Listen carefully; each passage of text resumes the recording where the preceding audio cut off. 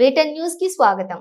అక్బర్పేట భూంపల్లి మండలంలోని కాంగ్రెస్ పార్టీ కార్యాలయంలో దుబ్బాక బ్లాక్ కాంగ్రెస్ అధ్యక్షులు పాతూరి వెంకటస్వామి గౌడ్, జిల్లా కార్యదర్శి ఏలూరు కమలాకర్ మాట్లాడుతూ నిన్న బీఆర్ఎస్ పార్టీ ధర్నా చేసే ముందు ఆత్మ పరిశీలన చేసుకుంటే బాగుండేదని తెలిపారు.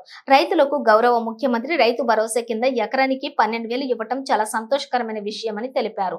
అలాగే భూమి లేని ఉపాధి హామీ కూలీలకు సంవత్సరానికి 12,000 రూపాయలు ఇందిరమ్మ ఆత్మీయ భరోసా ద్వారా ఇవ్వటం హర్షించదగ్గ విషయమని తెలిపారు. బీఆర్ఎస్ పార్టీ చేసిన ఆర్థిక విధ్వంసం ద్వారానే ఈ రోజు రైతులకు 15,000 కాకుండా 12,000 రూపాయలు ఇస్తున్నామని, రాబోయే రోజుల్లో సంపదను సృష్టించి పేదలకు పంచడానికి ఈ ప్రజా ప్రభుత్వం కృషి చేస్తుందని మా గౌరవ ముఖ్యమంత్రి రేవంత్ రెడ్డి తెలిపారని తెలియజేశారు.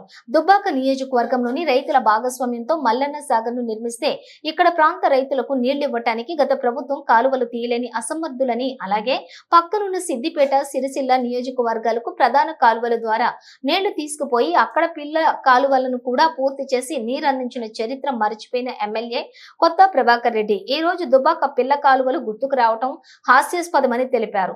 రైతులు ఎవరు కూడా బీఆర్ఎస్ పార్టీ చేస్తున్న దుష్ప్రచారాలను నమ్మవద్దని తెలిపారు. దుబ్బాక నియోజకవర్గానికి పిల్ల కాలువలు తీయాలన్న సోయ లేకుండా పోయిందా మీకు?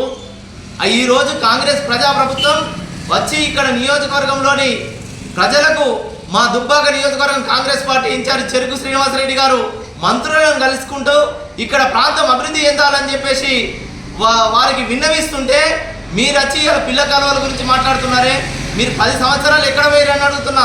ఈ నియోజకవర్గానికి మీరు ఏం చేశారు? ఎంపీగా ఉండి కూడా నియోజకవర్గానికి నిధులు తీసుకురాలే, కనీసం పిల్ల కాలువలు కూడా వేయాలి. మీరు ఇవాళ పిల్ల కాలువలు చేయాలి అని పెద్ద పెద్ద పోటు మాటలు మాట్లాడుతున్నారే. మీరు ఒకసారి ఆత్మ పరిశీలన చేసుకోవాలని చెప్పేసి ఈ సందర్భంగా తెలియజేస్తాను. జై కాంగ్రెస్.